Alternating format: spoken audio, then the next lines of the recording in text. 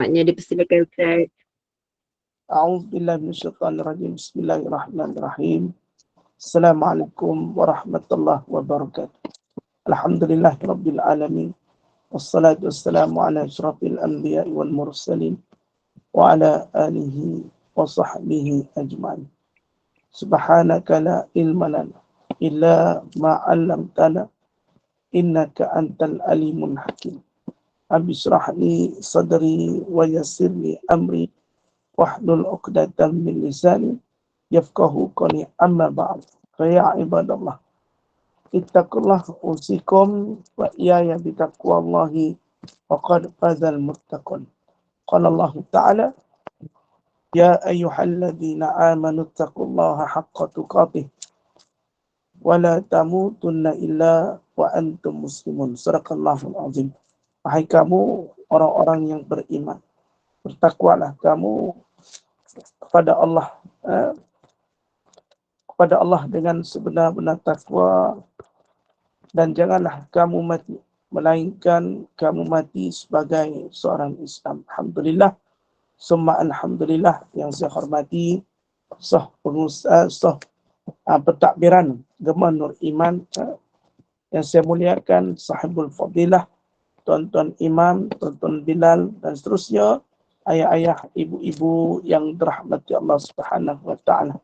Apa khabar semuanya? Sihat ke? Alhamdulillah. Setinggi-tinggi syukur kepada Allah Subhanahu wa taala, dengan izin dan kasih sayangnya dapat kita bersama pada hari ini bagi menyambung perbicaraan kita, iaitu dalam kitab Ziarah ke Alam Barzakh, yang mana satu kitab yang memperingatkan kita kepada kematian. Alhamdulillah, syukur juga ke hari ini juga muka surat ke-144. Kita menghampiri setengah daripada keseluruhan buku Alam Barzakh kita. Alhamdulillah. Mudah-mudahan kita semua dapat teruskan sampailah ke akhir hayat kita mempelajari bagaimana kehidupan di alam barzakh. InsyaAllah hari ini kita sambung lagi dalam perbicaraan kita muka surat keberapa ke Kanda Azrina? Saya mungkin salah saya. Betul Ustaz, 144. 144 betul? 144 pada nota kaki Ibnu Abi Adunya. Ya, Ibnu Abi Adunya, betul. Okay, baik. Allah. Ibnu Abi Adunya menuturkan riwayat dari Sa'id Ibnu Jubair, dia mengatakan, jika seseorang meninggal ni apa? Tinggalkan. Meninggal ataupun ditinggalkan. InsyaAllah. Ibnu Abi Adunya menuturkan riwayat dari Sa'id Ibnu Jubair. Dia mengatakan, jika seorang meninggal yang dimaksudkan ini meninggal ada dua. Yang pertama, kita meninggalkan keluarga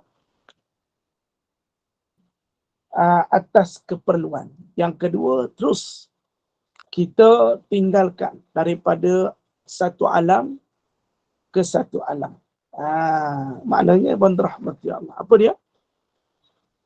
Maknanya dia akan disambut oleh anaknya sebagaimana dia menyambut kedatangan orang hilang. Maknanya apa yang dirahmati Allah?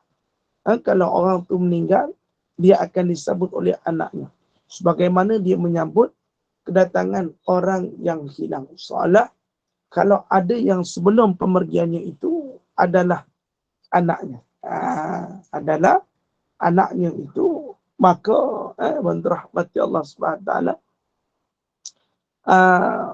setelah orang yang dah meninggal lama, lepas tu disambut oleh orang-orang yang sebelumnya, iaitu dengan seperti mana sudah lama tidak ketemu itu, maka dia akan disambut oleh anaknya sebagaimana dia menyambut kedatangan orang hilang. Makna kalau ada di kalangan ahli keluarga kita yang meninggal dulu, saat kita kembali kepada alam barzakh yang menyambut kedatangan kita ke satu alam yang lain, sebahagian kata Ibnu Abi Adunya, adalah ahli keluarga kita. Maka mungkin sebelum ini ada ibu kita, mungkin sebelum ini ada ayah kita. Maka setelah pergi, tuan-tuan rahmati Allah, setelah mereka pergi dahulu, kelak kita akan menyusuli mereka. Kita menyusuli mereka di saat itu, kita meninggal. Seandainya kita ditempatkan dengan golongan yang sama seperti mereka, iaitu diberikan nikmat, maka yang disambut itu adalah ahli keluarga kita. Seolah-olah pertemuan itu berlaku. Ataupun kita mudah kata, seperti rindu yang tidak bertamu.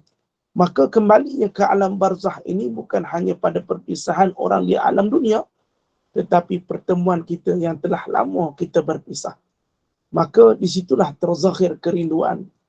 Disitulah kenikmatan alam barzah yang selama ini mungkin kita selalu berfikir tentang mungkar dan nangkir. Mungkin selama ini bila sebut alam barzah dengan penuh ketakutan. Mungkin sebelum ini kita mengatakan tentang alam barzah dengan penuh sangat-sangat menakutkan. Tetapi hari ini bila kita belajar, rupanya salah satu kenikmatan bagi orang yang mati, bahkan matinya itu Allah muliakan, dapatlah ianya bertemu dengan orang-orang yang telah mati terlebih dahulu. Istilah seolah pertemuan di mana kita ni dah lama tak balik kampung. Tapi kampung tu, Ibn rahmati Allah, kita nak kena pergi dia dengan kematian. Maka kampung itu telah kita jejaki. Dan bila kita jejaki, terjumpa pula dengan keluarga-keluarga kita yang telah pergi sebelum kita. Bagaimana terzahir kerinduan? Begitulah sebaik-baiknya. Maka hari ini kita set mind, memang kematian ini menyedihkan bagi mereka yang berada di dunia. Tetapi kegembiraan bagi orang yang telah benar-benar menzahirkan ketaatan adalah kembali untuk bertemu orang yang telah pergi meninggalkannya. Mungkin hari ini ibu dan ayah kita telah meninggal. Manalah tahu suatu hari nanti tuan-tuan ibu-ibu yang terahmati Allah, dapatlah saya hadir, dapatlah saya satu hari nanti setelah kita mati, kita dah lama pisah dengan ayah kita. Ada orang tanya saya, Ustaz, ayah saya meninggal seusia saya 25, seusia saya 10 tahun. Saya tak pernah rasa kasih sayang seorang ibu. Saya tak pernah rasa kasih sayang seorang ayah. Sebab semua ayah saya pergi waktu saya kecil. Saya tak ada ayah daripada kecil. Mak kami yang jaga kami. Maka Ustaz, boleh tak kami jumpa ayah kami? Boleh. Ada dua tempat yang akan kita ketemui. Yang pertama di alam barzah. Seandainya ayah kita seorang yang Allah kurniakan kemuliaan saat nak mati. Yang kedua adalah ketika mana di syurga. Yang mana di saat itu Allah tempatkan kita semua ke dalam syurga termasuk ibu dan ayah kita. Maka kita akan berkumpul bersama. Sebab itu sangat-sangat gembira bagi mereka orang mukmin. Bukanlah kematian itu menakutkan, tetapi adalah satu kepulangan di kampung yang penuh terobat dengan kerinduan. Inilah bagi orang mukmin. Rindu untuk bertemu, rindu untuk berbual, rindu untuk bertanya khabar. Kerana apa? Allah telah janjikan pertemuan ruh-ruh itu adalah dalam keadaan yang baik ketika mana kembalinya Allah Subhanahu Wa Taala kepada sesuatu tempat, iaitu perkuburan, ataupun kembalinya orang-orang yang telah meninggal itu disebutkan di dalam kitab, iaitu Illiyin. Bukan di Sijin, tetapi berkumpulnya orang-orang tersebut. Maka hari ini tuan-tuan, hari ini betul orang kata Ustaz, kadang kematian ini amat menyakitkan ya bagi mereka yang masih hidup di atas dunia. Tapi bagi mereka orang mukmin, satu kegembiraan yang menanti mereka saat meninggal dunia. Seperti mana yang saya sebutkan di dalam kitab ini tuan-tuan. Kegembiraan untuk bertemu kepada mereka yang telah lama terpisah. Kegembiraan kepada mereka untuk bertemu setelah lama tidak bertemu siapa, tidak bertegur siapa, tidak dapat mengungkapkan kerinduan. Hari ini kita bertemu kepada mereka. Wallahualam. Ya, Kakanda Azrina? Ustaz, maafkan saya. Last note sampai muka surat 147. Mana Ustaz buat revision sikit lah. Kita dah akan masuk topik baru hari ni. Mayat mengenal orang-orang di sekelilingnya. Wallahualam. Maaf Ustaz, maaf saya ada. Sebab saya pun tanda dok 144. 147 last, dah habis dah. Oh, maknanya tadi kata saya syarah tu kira rehearsal. Revision. Oh, dia punya Ulang reverse. kaji. Rehearsal mula-mula. Oh, Serap tak? tak apa, tak apa. Okay, Ustaz, maaf tak Maaf semua, maaf. Allah Akbar. Tak apa, tak apa. Mistake is always, but sometimes we must improvise to make a mistake to be a better. Allahuakbar. English.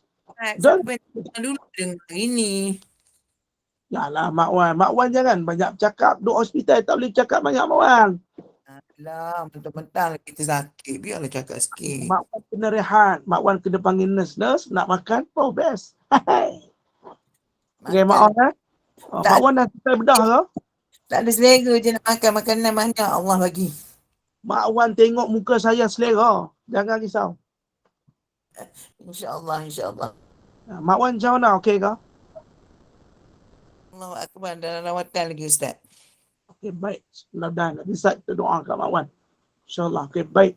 Rindu kat Mak Wan. Mak Wan jangan duduk lama sangat. Tak ada orang teman saya nanti. Amin. Baik, insyaAllah. Baik, kita teruskan lagi. Rahmati Allah. Kita sebut rupanya kita pada muka surat 148 dah. Allahumma salli ala Sayyidina Muhammad. Okey, baik. Hari ni kita masuk pada nota kaki yang pertama, tajuk yang baru. Iaitu mayat mengenal orang-orang di sekelilingnya. Apa katanya? Abu Sa'id Al-Khudri menuturkan bahawa Nabi SAW pernah bersabda, sesungguhnya seorang mayat itu mengetahui orang yang memandikannya. Nampak? Maksudnya apa tuan-tuan? Orang Nabi kata ni, bukan orang lain. Dalam hadis riwayat Ahmad At-Tabrani, katanya apa? Nabi pernah bersabda, sesungguhnya seorang mayat itu mengetahui orang yang memandikannya, yang membawanya, yang mengkafaninya, dan yang memasukkan ianya ke dalam lubang.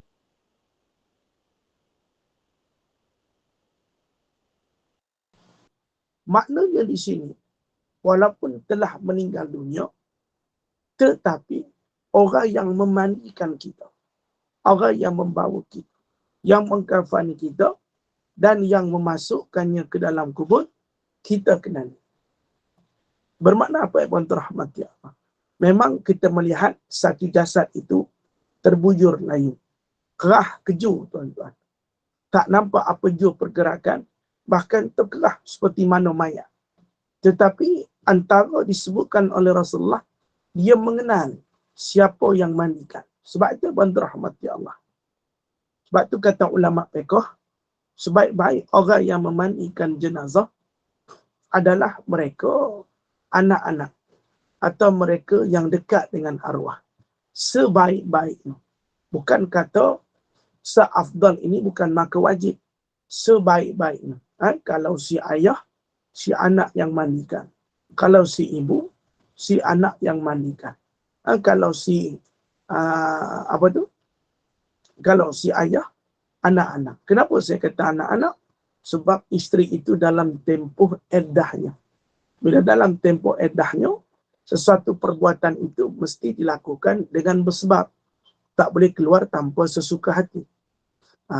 Okey? Baik tuan-tuan rahmati Allah. Sebab itu, bila hadis ini kita terangkan bahawasanya kalau kita mengenal siapa yang mandikan kita, siapa yang bawa kita, siapa yang kafan kita dan masukkan ke dalam lubang kubur kita, boleh saya katakan dalam hidup kita, kita tak boleh bermusuh-musuh dengan orang lain.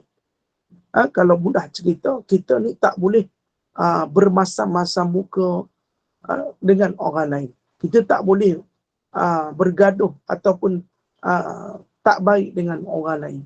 Kerana apa?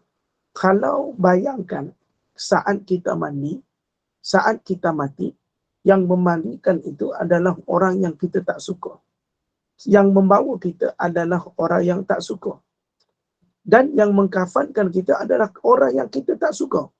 Dan juga yang memasukkan kita ke dalam lubang kubur adalah, tuan-tuan, adalah orang yang kita tak suka.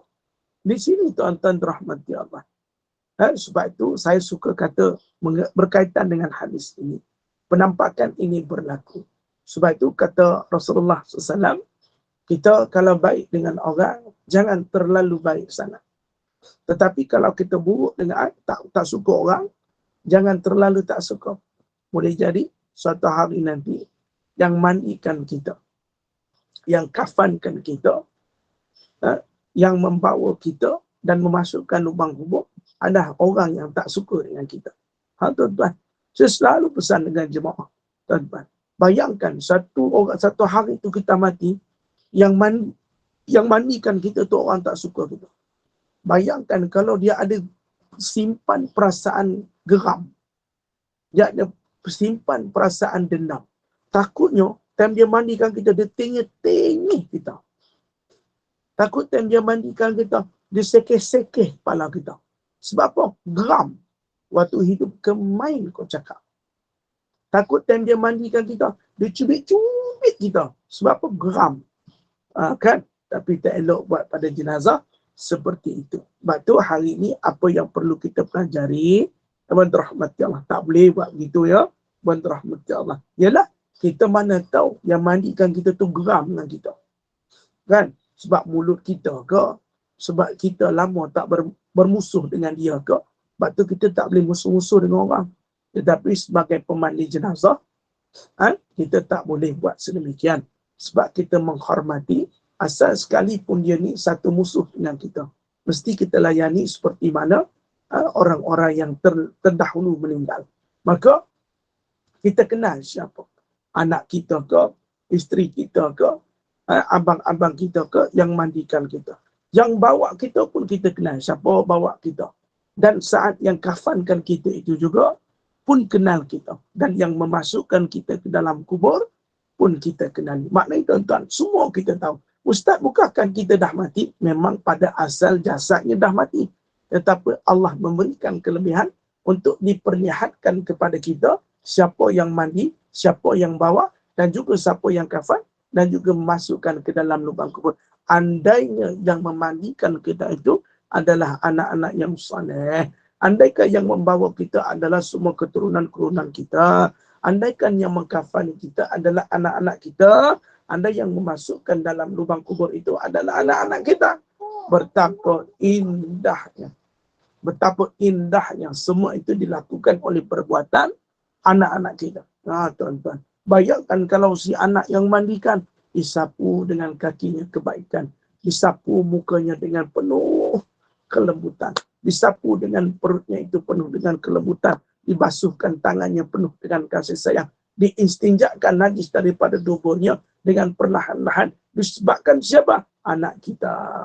Dan bayangkan di saat dikafankan, diratakan seperti mana kita memakaikan, ibu kita memakaikan kita di saat kecil, maka dipakaikan pakaian kafan baginya, dicantikkan pada wajahnya, ditutup serapi-rapinya kerana dia adalah ibu dan ayah kita, ditutup sebaik-baiknya kerana ialah orang yang membesarkan kita. Beza di antara anak dan orang lain yang melakukan bagi ibu dan ayah kita. Maka sangat-sangat seronok. Dan saat diletakkan ke dalam liang lahat siapa? Anak kita. Masya Allah. Tabarakallah. Sebab tu saya selalu dalam program motivasi sekolah, saya kata adik-adik kalau belajar universiti dapat degree bagus. Kalau adik dapat PhD master bagus. Kalau adik kerja bagus, gaji 15,000 sebulan bagus. Kalau adik-adik semua, Masya Allah, tabarakallah, Allahumma salli ala Sayyidina Muhammad wa ala ali Sayyidina Muhammad. Kalau adik-adik semua pandai belajar, ada kereta yang besar, rumah yang besar, bagus. Tapi adik-adik lagi bagus saat mak ayah adik meninggal, mak ayah adik yang uruskan. Saat mak ayah adik meninggal, adik yang solatkan. Saat mak ayah adik meninggal, adik yang kafankan. Saat mak ayah adik meninggal, adik yang membacakan talqin. Saat itu semua anak-anak yang buat, inilah dikatakan satu penghormatan yang amat besar kepada ibu dan ayah kita. Tapi malangnya hari ini, ayah-ayah, ibu-ibu yang dirahmati Allah, saat matinya seorang anak, saat matinya seorang ibu dan ayah, bertanya kepada ustaz, macam mana keadaan ibu saya nak mandikan. Ustaz, macam mana ayah saya, macam mana saya nak mandikan. Betapa ruginya anak-anak di dunia ini kalau tidak dididik dengan agama. Akhirnya kembali kepada ustaz dan juga ustazah. Maka ayuban rahmati Allah, belum ada lagi terlambat bagi kita untuk mendidik anak-anak kita supaya saat menjelang kematian kita, di samping kita anak-anak kita, yang membacakan doa anak-anak kita, yang mengusung kita anak-anak kita, yang solatkan kita anak-anak kita, yang mandikan kita anak-anak kita, dan seterusnya sampailah ke akhir hayat kita diletakkan ke dalam liang lahat juga anak-anak kita. Maka inilah yang dikatakan satu kehormatan yang besar kata ulama, yang menzahirkan di akhir usia kita adalah anak-anak kita. Wallahu a'lam. Dan dikatakan sementara dalam Awradah dengan sanad dhaif, Ibnu Abbas menuturkan bahawa Nabi SAW bersabda, tidaklah seorang mayat meninggal melainkan dia mengetahui orang yang memandikannya dan berseru kepada orang yang membawanya. Maknanya dia tahu orang yang mandikan dia, kata Rasulullah SAW. Dan dia mengetahui orang yang memandikannya dan berseru kepada orang yang membawanya. Dia berkata-kata kepada orang yang membawanya itu. Dulu kalau dulu di kampung-kampung, Mak Wan dulu kampung Mak Wan kat mana? Saya orang Kuantan, Ustaz. Mak Wan dekat mana? Saya rasa Mak Wan kat Kuantan lah, betul ke? Saya, Ustaz. Dan dulu zaman-zaman dulu kita usung. Kita duduk pakai keranda. Keranda tu kita usung. Kita panggil usung. Zaman lah ni, kita tak usung. Kita bawa naik van. Kan? Betul? Kita masuk saja dalam van tu, bawa lah. Tapi zaman kat rumah saya, macam arwah kak saya, arwah mak saya, arwah ayah saya, kami usung. Yang usung siapa? Sebab mak saya ada cucu 13. Anak ada 8. Maknanya menantu ada dekat, maknanya semua duk pakat bawa usung mak. Daripada masjid sampai ke liang lahat. Kami minta usung. Bukan tak mau naik van. Tapi kami ada ramai anak. Ada cucu saja 13 mak. Anak saja 8. InsyaAllah. Saya yang ke-8. Sebab tu bila anak yang terakhir ni, comel ni luar biasa. Teramat-amat comel. Maka bawalah kami usung. Usung tu kita pegang keranda, kita bawa. Tapi zaman sekarang orang mudah cerita. Pakai van jenazah tu bawa. Tapi van jenazah kena bayar lah. 200, 300 rasanya dalam satu perjalanan. Ikut juga di antara perjalanan. Maka dikatakan kepada orang yang berseru, orang yang bawanya, maka orang yang dah meninggal ni akan berkata kepada orang yang bawanya, jika diberitahukan kepadanya tentang ketenteraman, maknanya tentang kebaikan, rezeki dan syurga kenikmatan, maka dia akan minta pada orang yang usungnya itu, dia akan meminta agar dipercepatkan dibawa ke kubur. Maknanya Allah dah zahirkan, tuan-tuan dan rahmati Allah Subhanahu wa taala. Masya-Allah, tabarakallah. Maka kalau yang meninggal itu telah Allah gambarkan kepadanya apakah yang dia akan dapat. Yang pertama iaitu ketenteraman, rezeki dan syurga kenikmatan. Kalau dia masuk saja ke dalam kubur, itu jaminan Allah. Jaminan Allah bukan hanya dalam kubur. Saat kamu mati, Allah telah menjamin apa bahagian kamu. Saat kamu mati, telah Allah jamin bahagian kamu. Sebab itu disebutkan oleh Rasulullah SAW, kalau dah diberitahu kepadanya tentang 3 tadi, ketenteraman, rezeki dan surga. Masya Allah, tabarakallah. Dia akan meminta pada orang yang mengusungnya, bawalah aku cepat ke kubur. Allahumma salli ala Muhammad. Dia tak mau duduk atas dunia ni. Tak ada kisah dah dia kat atas dunia. Tuan-tuan, dia kata apa? Bawalah dia ke kubur. Dia suruh apa? Cepat-cepat sikit bawa ke kubur. Jangan lambat sangat. Tuan-tuan. Sebab apa? Allah dah jamin benda tu, tuan-tuan. Masya Allah, tabarakallah. Allahumma salli ala Muhammad. Dia kata apa? Bawa cepat. Sebab apa dia suruh bawa cepat?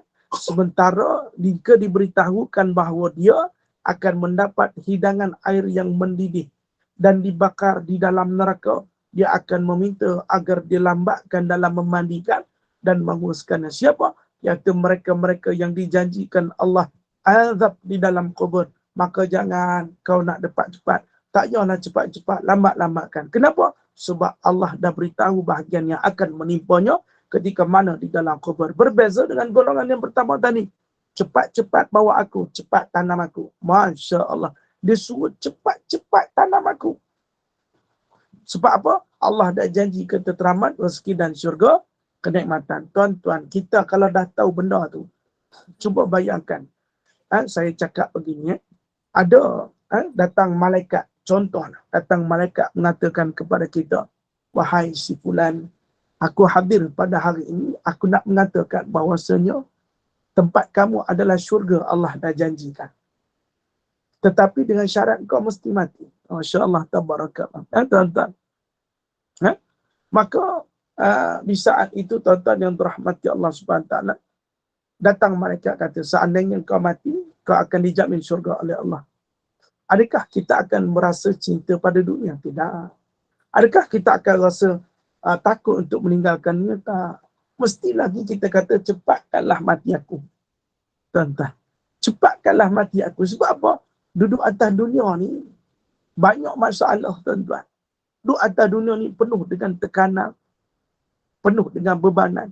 Tapi bayangkan ada datang malaikat mengatakan bahawasanya kalau kau mati, engkau akan mendapat surga. Baik kita mati daripada kekal hidup di dunia. Kerana syurga itu kekal abadi. Allahumma salli ala sayyidina Muhammad. Seperti itulah keadaan orang yang diusung tadi itu. Allah telah bagi tahu bahawa dia dapat syurga kenikmatan. Maka dia minta orang yang usung itu bawa cepat sikit ke kubur. Sebab apa? Supaya dia nak dapat apa yang telah Allah janjikan. Kan Allah sebut, innaka la tukhliful mi'ad. Allah itu takkan memungkiri janji. Masya Allah, tabarakallah. Apa yang Allah janjikan, kita akan miliki. Apa yang telah Allah katakan dalam Quran, kita akan dapati.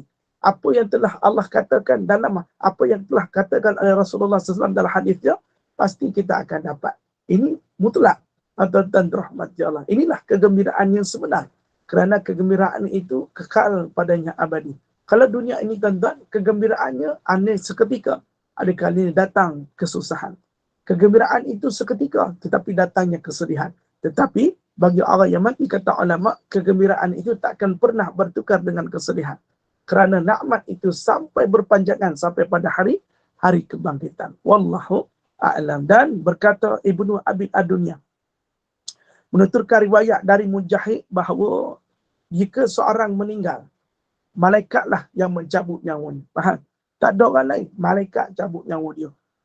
Mencabut nyawanya, tidak ada suatu pun malaikat dia melihatnya ketika dimandikan, dibawanya sampai ke kuburnya. Sementara Ibnu Abi Syaibah menuturkan riwayat dari Abdurrahman Ibnu Abi Layla. Roh itu berada di tangan malaikat. Dia berjalan bersamanya. Kita, kalau kita besok mati, berrahmati Allah. Ini cerita bab mati sajalah. Dan tuan-tuan, orang kata, Ustaz, cerita bab mati ni bagus. Bagus, tuan-tuan. Ada orang tak suka cerita bab mati. Dia kata apa? Kenapa Ustaz? Kenapa tak suka cerita bab mati? Yalah, kami ni banyak tanggungjawab, Ustaz. Nak cerita bab mati nanti-nantilah bila tua nanti. Mati ni mana kira tua muda. Besok kalau kata Allah mati-mati ya. Tuan-tuan. Maka di sini apa kata tuan-tuan rahmati Allah. Setelah kita dicabut nyawa. Dengar, ini proses pada kematian. Bila Israel datang memanggil, jasad terbujur di pembaringan. Seluruh tubuh akan menggigil, sekujur badan kedinginan. Tuan-tuan, sejuknya kedatangan malaikat Israel itu dirasai. Bagaimanakah sejuk orang yang meninggal ini? Bila kita memegang tangannya, ibu-ibu pernah mengeluarkan ikan daripada freezer. Sejuknya sedemikian begitu. Kakinya sejuk, kepalanya sejuk, tubuhnya sejuk. Kalau mandi itu seperti mana? Memandikan air sejuk yang sudah beku. Tuan-tuan dan rahmati Allah. Bila saat datang kematian, kita berubah. Okey, baik. Ini pengalaman saya lah. Bak cerita bak mati. Ada mereka yang mati dalam keadaan sejuknya lambat. Dalam keadaan sejuknya lambat. Ada orang yang meninggal, sejuknya cepat. Ada orang tanya, Ustaz, yang mana bagus? Sejuk lambat, sejuk cepat? Ini antara pengalaman saya. Tak boleh dikatakan hujah yang kuat. Sebahagian kata guru kami, kalau orang yang baik kan. Kalau orang yang Allah muliakan kematiannya, sejuknya lambat. Sejuknya lambat. Panas lagi. Walaupun dah berapa jam meninggal, tetapi sejuknya masih lambat. Tetapi ada orang tak sampai 2-3 jam, tetapi tubuhnya telah menjadi sejuk. Sebahagian pengalaman, tuan-tuan, sejuknya tubuh itu. Okey, baik.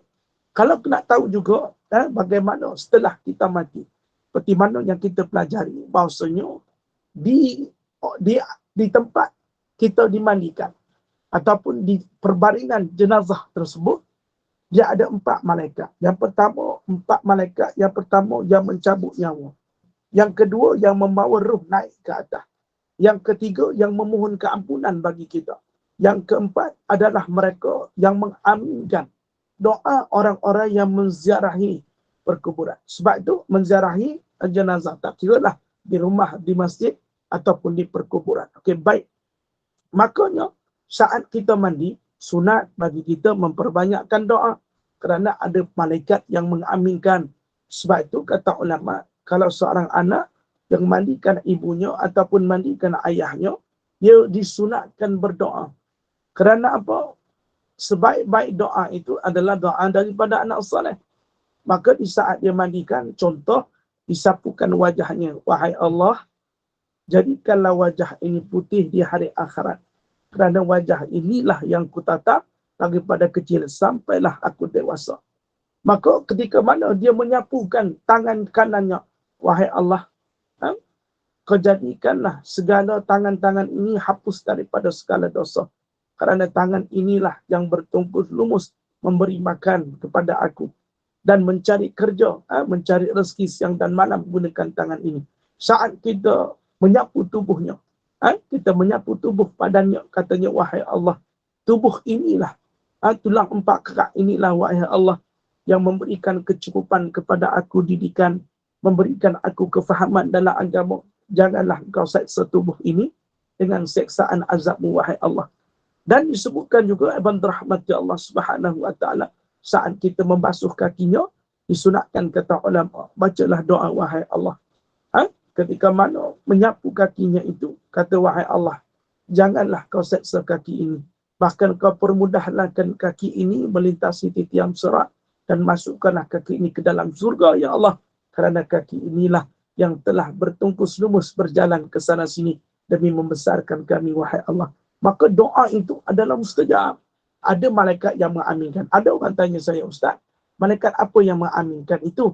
Tuan-tuan, ibu-ibu rahmati Allah, dalam kitab tak mengatakan apakah nama malaikat itu. Cuma malaikat yang kita ketahui, Jibril, Mikail, Israfil, Ridwan, Malik, itu sebahagian saja. Jumlah malaikat, sebahagian ulama kata, banyak, hampir trilion. Teramat-amat banyak. Dan juga malaikat maut ini juga ada pembantunya. Bukan melakukan kerja, ini keseorangan ketika mencabut nyawa. Ada di bahagian belakang. Kalau ayah-ayah ibu-ibu dan rahmati Allah, buka kitab ni ada di bahagian muka surat berapa, bagaimana malaikat dan pembantunya. Ada disebutkan. Maka yang mengaminkan itu, orang yang datang mengaminkan. Orang ramai datang. Sebab itu, kata ulama, saat orang tu meninggal, lihatlah siapa temannya. Itulah saat dia hidup. Kalau datang itu wajahnya berpakaian jubah, datang berpegangan tasbih, itulah teman-temannya. Tengok ketika mana dia meninggal, datanglah wanita. Wanita itu berpakaian tutup auratnya dan juga berpakaian purdah, datang menghampiri untuk menziarahi jenazahnya. Itulah teman-temannya. Tapi kalau yang mendatangi itu adalah mereka-mereka itu golongan-golongan seperti mana yang kita tidak harapkan, maka na'udzubillah min dzalik. Mudah-mudahan ia juga mendapat manfaat bagi orang yang telah meninggal dunia. Sebab kita tak boleh hukum seseorang daripada segi pakaiannya. Sebab itu, bila meninggal, yang menziarahi kita, itulah teman kita. Itulah kawan kita di atas dunia. Sebab itu, kalau besok mendengar berita, mengatakan almarhum Ustaz Zukri bin Abdul Jalil telah kembali. Sejauh mana pun ibu, datanglah ziarahi saya. Sejauh mana pun bonda-bonda duduk, ada kesempatan ziarahilah saya. Sebab kita tak pernah bertetap mata. Tak pernah kita bertemu siapa. Tidak pernah kita bertentangan mata. Seandainya suatu hari saya meninggal, datanglah tatap jenazah saya. Kerana itulah satu-satunya penghormatan lebih baik. Bagi saya satu saja, saya seronok bila saya meninggal, anak-anak murid saya datang lalu mendoakan saya. Anak-anak murid saya datang menatap dan mengatakan kepada orang bahawasanya Ustaz Zulki mengajarkan kami tentang alam barzah. Ziarahilah saya. Tataplah wajah saya kerana mungkin di saat ini tatapan itu kali terakhir. Setelah itu tidak akan lagi mengajar tuan-tuan perempuan di Google Meet lagi. Seandainya pemergian saya mendahului ayah-ayah, ibu-ibu yang dirahmati Allah Subhanahu wa taala. Sebab mati ini bukanlah satu perkara yang boleh kita rancang. Kadang-kadang yang tua tak pergi, yang muda pergi dahulu. Ada kalanya yang tua panjang usianya, yang muda Allah sayangi, lalu dia ambil dahulu. Maka tidak ada satu perkara yang kita dapat elak daripada takdir Allah Subhanahu wa taala. Maka perjalanan roh itu, setelah itu abang dirahmati Allah Subhanahu wa taala, roh itu diangkat bertemu dengan Allah. Maka kata Allah, Allah memberikan satu kebaikan kepadanya. Allah memberikan keselamatan, maka roh itu tidak kekal di mana illiyin. Seperti mana nama ustaz famous kita di Ustaz Illiyin. Betul? Kekanda Azrina tu namanya Ustaz Illiyin. Betul. Betul, Illiyin. Indeed. Illiyin. Ya. Illiyin. Illiyin ni Allah sebut dalam Quran Illiyun. Illiyun ni tempatnya orang roh-roh orang yang akan Surga transit. maknanya setelah roh itu pergi ke atas, roh itu pergi bertemu dengan Allah, roh itu akan dibawa semula oleh malaikat. Dibawa semula dan tunggu. Ini roh itu berada di tangan malaikat. Dia berjalan bersamanya. Maka saat kita dibawa, malaikat bersama dengan kita. Jika dia masuk ke kubur, dia meletakkan roh itu ke dalamnya. Maka roh itu dipegangan malaikat. Dan saat kita dikebumikan, maka roh itu dikembalikan ke dalam tubuh kita. Maka sebahagian ulama mengatakan bahawasanya di dalam kubur itu, apakah yang diazab? Yang diazab itu kedua-duanya, roh dan juga jasad. Jasad diazab, roh juga diazab. Sebab itu, dan sebahagian mengatakan, adakah mereka itu hidup di dalam alam barzakh? Ya. Hidup seperti mana hidupnya di dunia, cuma berada di alam yang lain. Dan mereka sedar, saat mereka di alam barzakh, mereka sedar bahawasanya telah bertukar alam. Ada yang mengatakan bahawasanya di saat kita meninggal nanti, kita akan melihat langit. Langit itu amat jauh daripada kita. Seolah-olah kita tak mampu berbuat apa-apa. Kita ada kalanya, kata ulama bahawasanya jenazah itu mengata, kenapa kau masukkan aku di tempat ini? Kemana kalian ingin pergi? Seolah-olah kata-kata itu, rayuan-rayuan itu tidak dilayan. Kerana apa? Kita hanya mampu melihat berkata, tetapi orang yang mengusungkan kita, orang yang telah masukkan ke dalam yang lahat, telah kita tidak mendengari apa jua rayuan kita. Maka diletakkan roh ke dalamnya. Sedangkan Abu Nuaim menukar riwayat dari Amru ibnu Dimar, dia mengatakan dalam satu riwayat, tidaklah seseorang meninggal melainkan rohnya berada di tangan malaikat. Roh itu melihat ke jasadnya, bagaimana dimandikan. Roh tadi tu tengok jasad dia tu. Sebab tu kalau kita tengok orang-orang menzahirkan kematian, dia tengok orang tu sedang baring dan rohnya keluar. Ya, roh itu sebahagian ulama mengatakan ianya seperti jasad. Sebab kenapa dikata? Sebab roh yang ada dalam badan kita pun ada makanannya. Begitu dengan jasad kita ada juga makanannya. Sebab tu ada kata roh ini seperti jasad, tetapi roh ini jasadnya ada kelembutan yang boleh keluar melalui tubuh manusia. Sebab tu mati itu adalah keterpisahan, seolah begini roh daripada badan. Maka berpisahlah jasad dengan roh. Bila terpisah, itulah yang berlaku dalam keadaan konteks kematian. Maka roh itu melihat ke jasadnya, bagaimana dimandikan, bagaimana dikafankan dan dibawa ke kubur. Selanjutnya dia dikatakan kepadanya, sedangkan dia berada di atas pembaringan, dengarlah ujian manusia yang diberikan kepadamu. Masya Allah. Kata roh kepada jasad tadi, dengarlah ujian manusia yang diberikan kepadamu. Ramai yang datang memuji kebaikan kamu, ramai yang mendoakan kamu. Katanya apa? Dengarlah ujian manusia yang diberikan kepadamu. Allahumma salli ala sayyidina Muhammad wa ala sayyidina Muhammad. Bayangkan Ibu rahmati Allah, besok kita mati tuan-tuan, dia angkat roh kita. Roh kita diangkat, maka dia melihat kita di pembaringan. Tuan-tuan, bagaimana kejadian itu berlaku? Inilah proses pada kematian. Inilah proses pada perjalanan saat kita dimatikan. Roh keluar, maka roh melihat kita, roh dibawa naik, lalu roh dibawa dan kita dikebumikan dan roh kembali semula itulah satu perjalanan yang amat panjang. Dan rahmati Allah. Tetapi itulah perjalanan perpisahan yang mana Allah jadikan begitulah keadaan kita setelah menghadapi kematian. Yang pasti bagaimana kita kembali saat kembali kepada Allah, sama ada iman, takwa ataupun sebaliknya, na'udzubillah min zalik. Tuan-tuan dan puan-puan yang dirahmati Allah, maka kita semua akan mati terbujur layu, tidak dapat menggenggam dalam keadaan sejuknya tubuh badan. Saat orang memandikan kita, kafankan kita, saat orang letakkan kita ke dalam kubur, semua itu kita akan rasai pada suatu masa nanti. Sebab itu manusia, janganlah kamu sombong, janganlah kamu belagak, janganlah kamu rasa angkuh dengan diri kamu. Sedangkan saat kamu pergi ke kubur, yang mana tempat itu adalah pengakhiran bagi kamu, kamu tidak boleh berjalan sendiri. Janganlah angkuh wahai manusia. Saat kamu mati nanti tak ada orang yang boleh mandikan kamu, melainkan kamu sendiri nak mandi sendiri tak boleh, melainkan orang yang mandikan kamu.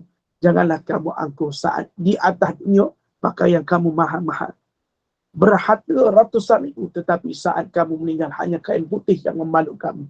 Tak ada apa yang perlu kamu banggakan. Ingatlah manusia, hari ini kamu diciptakan daripada tanah, maka hari ini kamu akan dikembalikan kepada tanah. Apa yang kamu nak banggakan dalam kehidupan kamu, maka hari inilah kita dapat ambil sedikit manfaat keadaan mayat mengenal orang-orang di sekelilingnya. Masya Allah, tabaqah. Wallahu a'lam. Kita dah sampai 62 minit.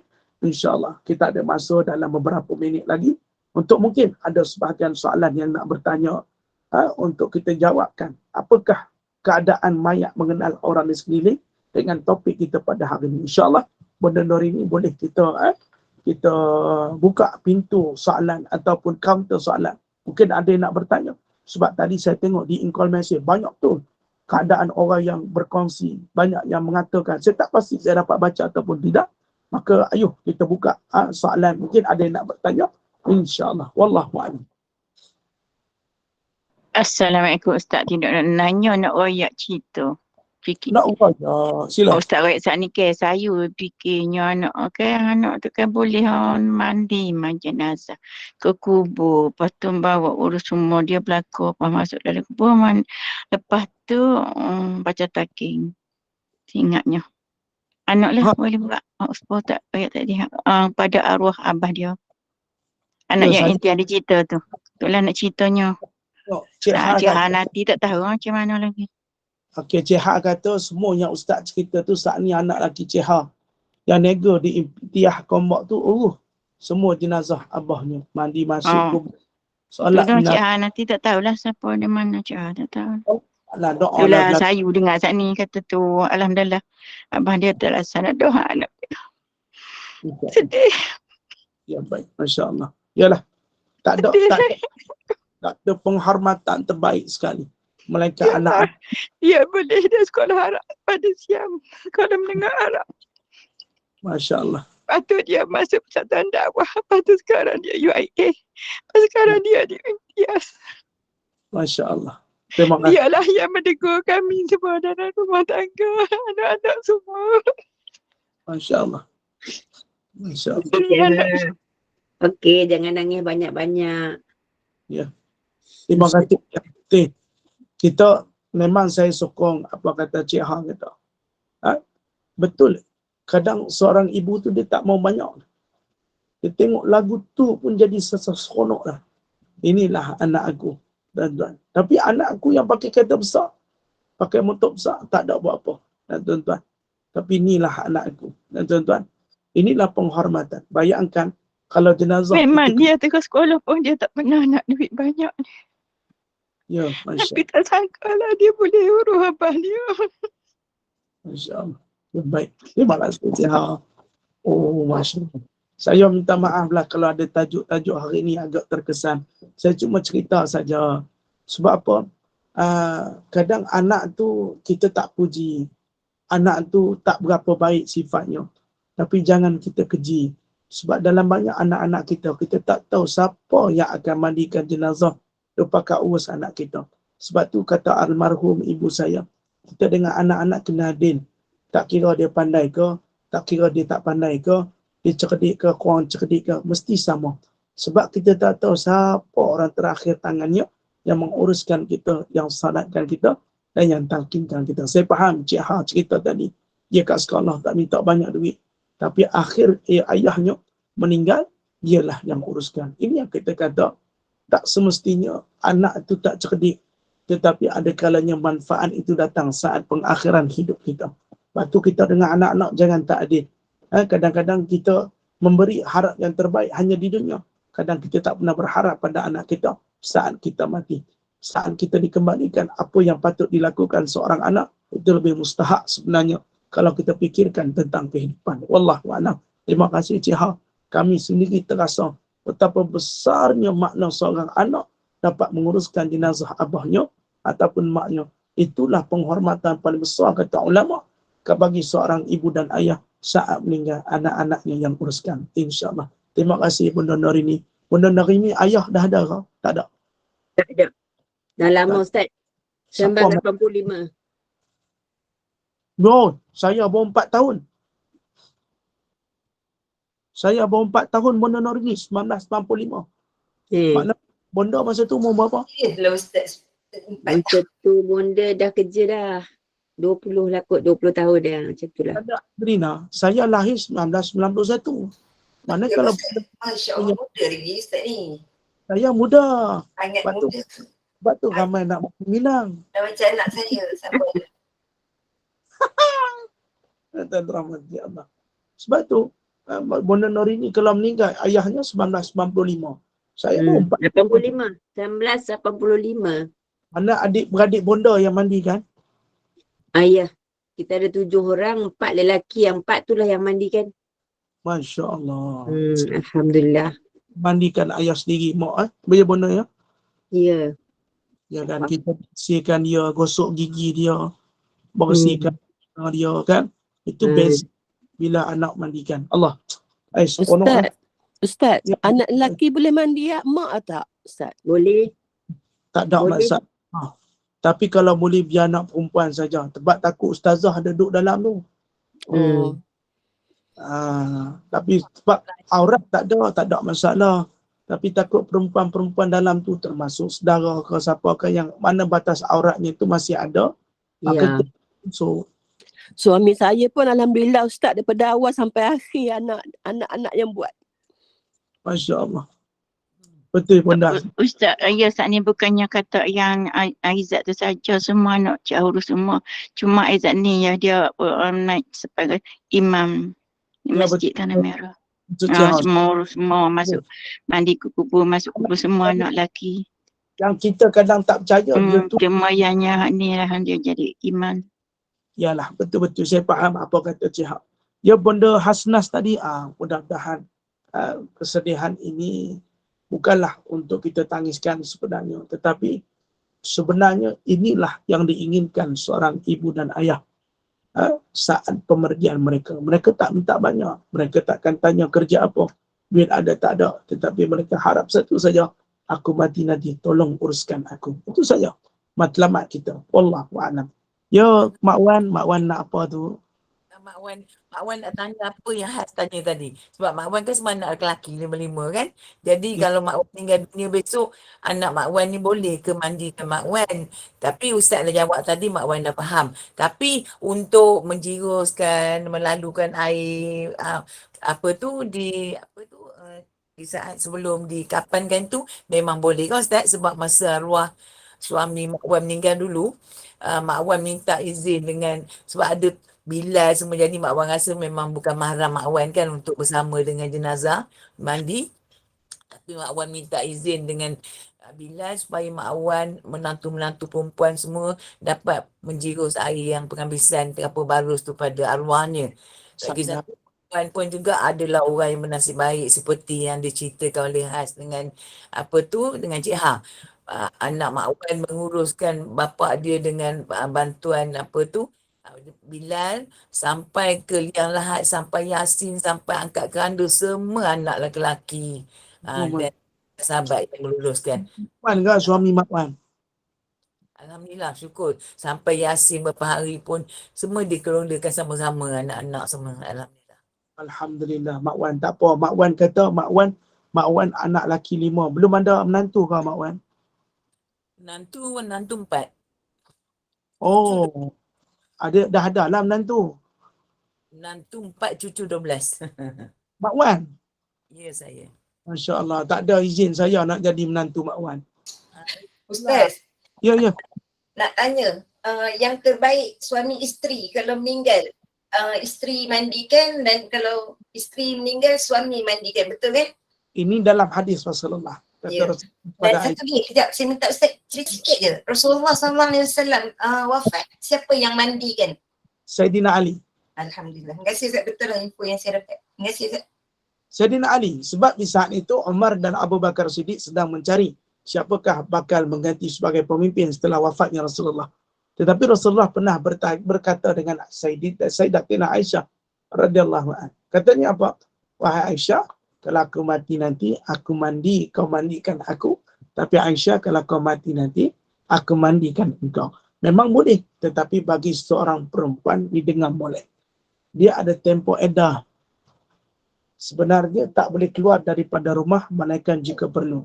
Melainkan kalau mandi itu di rumah. Jelas? Kalau mandi itu kat rumah boleh.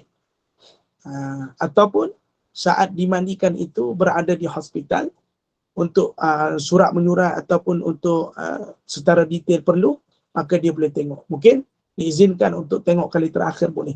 Tapi untuk terus serta tanpa benda yang tak perlu tak boleh. Termasuk memandikan jenazah. InsyaAllah.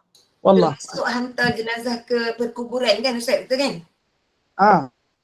Sebab ramai sangat wanita yang tak faham tentang hukum ni. Turut sama ke perkuburan. Ustaz kena jelaskan sikit kot. Okey, macam ni. Setelah bermula tempoh iddah 4 bulan 10 hari, maka tidak ada perlu kalau ke kubur sebenarnya. Tak boleh hantar ke kubur, tak boleh. Sebenarnya dalam tempoh iddah. Okey, minta maaf. Mungkin dulu kita tak tahu. Mudah-mudahan Allah Ta'ala ampunkan kita. Mudah cerita. Bagi kita faham tentang tempoh iddah itu. Makna bagaimana yang perlu. Contoh berkaitan dengan wasiat. Itu tak apa. Tuan-tuan. Tetapi hari ini ramai di kalangan orang pergi ke kubur. Kan?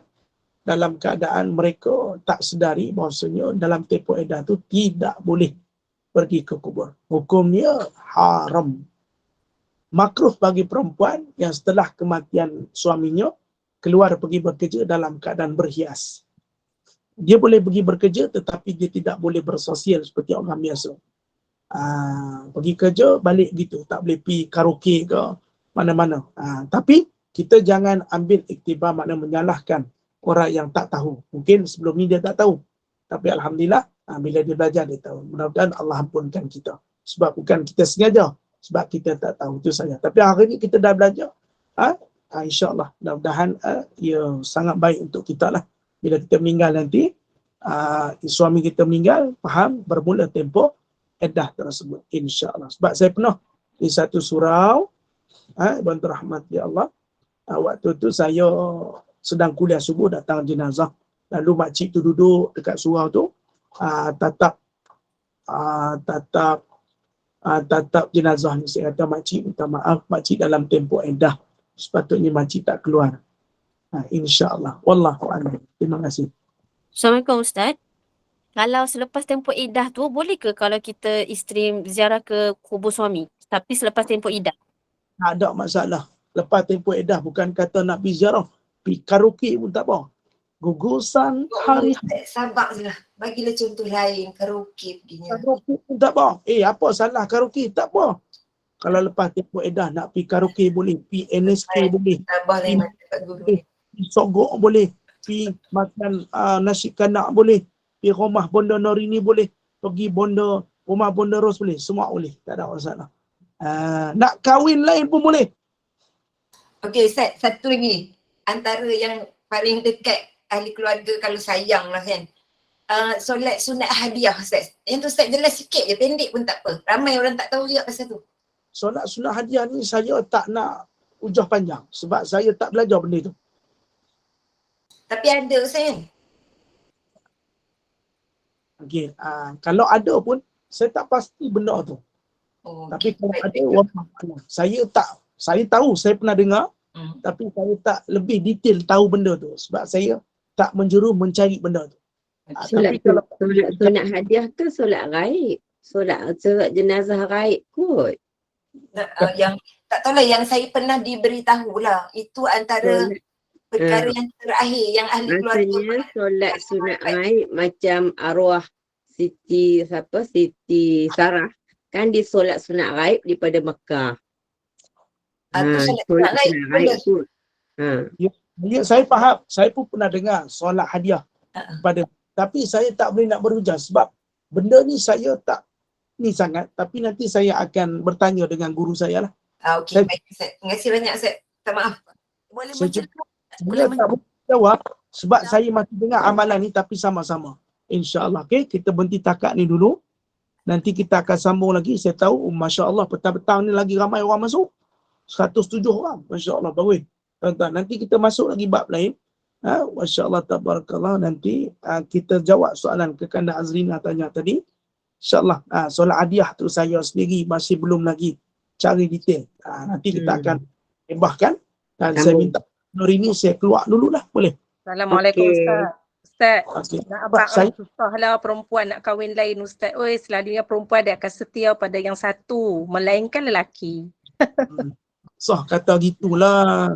Kita ni manusia mana tahu masa depan. Hak ni kata gitu.